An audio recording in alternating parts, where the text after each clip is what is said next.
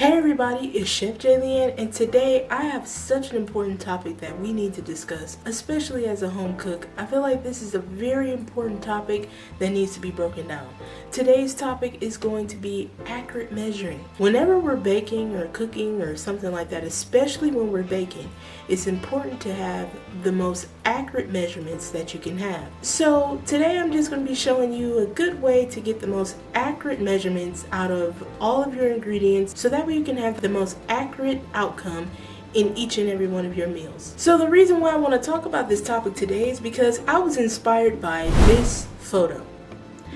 This photo let me see that, and you're welcome to pause this if you want to, just so you can get a glimpse, but in this photo, there are 3 measuring cups, and these measuring cups, if you remember our last video where I talk about common kitchen mistakes, I talk about how sometimes measuring weight and volume can change the outcome of the desired meal. These cups right here just inspired me to go into detail about accurate measuring, because at times, these measuring cups that we depend on getting our most accurate measurements aren't actually as accurate as they claim to be. For instance, in here you have 3 different milliliter measurements for the same 1/2 cup. And it all boils down to knowing the right formulas and knowing how to get the most accurate measurement out of all your things. So I even have some examples in my home kitchen that I'm going to show you today of just how inaccurate some of these measuring utensils can be. And then I'm going to break down how we can correct those measurements and make sure that we're getting the correct measurement every time. And I'm going to tell you about a way that you can make sure that it is accurate. Alright, so in front of me I'm going to show you a couple of things. So I have 1 cups right here. I have 2 1 cups, and I have my fluid ounce measure. So I'm just going to be showing you exactly what I'm talking about, because sometimes we see pictures and stuff like the one that I showed you, and you know, in this day and age you do have to make sure that these things are correct. So for your sake, I'm going to show you exactly why that picture is just as true and why you should be double checking what type of measurement equipment you have in your house. For starters, 1 cup equals 8 ounces. We know that. One of these cups equals 8 ounces. And if we translate that over to the metric system, that is equal, when rounded up, to about 240 milliliters.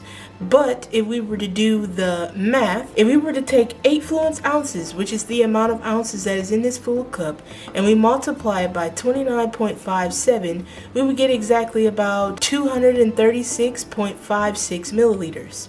And like I said, if we were to round that up, that would be about 240 milliliters. That is about how much should be in 1 cup. However, these tend to say usually some of our cups have 1 cup and then they have something else underneath them. So for instance, this gray cup, it says 1 cup, but underneath it, it says this is equal to 250 milliliters. And then on the other hand, we have our 1 cup right here. It's 1 cup, but this one is equal to 235 milliliters. You can even tell the size difference in these. The size difference is insane, right? You're getting about, you're getting almost about 25 more milliliters in here than in here. So which one is the most accurate? And then not only that, but we have a measuring cup. Right here, our fluid ounce measuring cup. Right here, this says that 1 cup is equal to 8 ounces. That's correct. But if we were to flip it over here, that 8 ounces is said to equal 200 milliliters. So we are being shortchanged. If I'm using this cup right here and I'm going purely off of the metric system alone, I'm being shortchanged by a whole 30 to 40 milliliters. So how do I make sure that I get the most accurate measurements? So what you need to do is you need to invest in a scale. Investing in a scale, a digital scale preferably, is the best way to get the most accurate measurements that you need, because sometimes our appliances are not always accurate, especially if you don't have this type of knowledge common to you and it's not on hand anywhere, it can be easy to be like, well, this says 1 cup, so that must be 1 cup. And while that is true up here, down here, it is not the same. And we just want to make sure that we know how to calculate these things so that we can get the most accurate measurements as possible. So I would say right here, this cup is probably the most accurate because it's 235 milliliters, and again, if it's not rounded up, 8 fluent ounces is equal to about 236.56 milliliters. So this is probably the most accurate cup I can get. This one is going to be, things might be just a little bit over, and we just want to make sure that we get the most accurate measurements.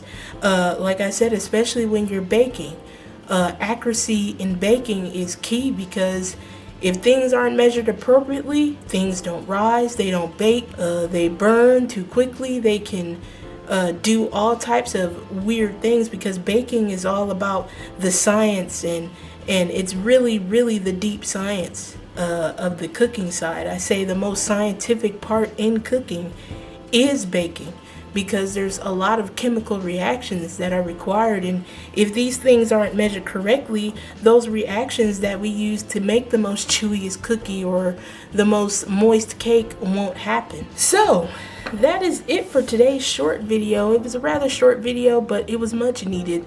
I hope that you guys enjoyed it and you got something new out of it, and you learned a little something that maybe you didn't know before. I will see you all next week when I talk about measurement conversions, and so forth.